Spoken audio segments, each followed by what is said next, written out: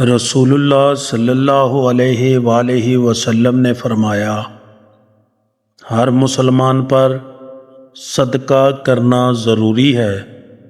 لوگوں نے پوچھا، اے اللہ کے نبی، اگر اس کے پاس کچھ نہ ہو؟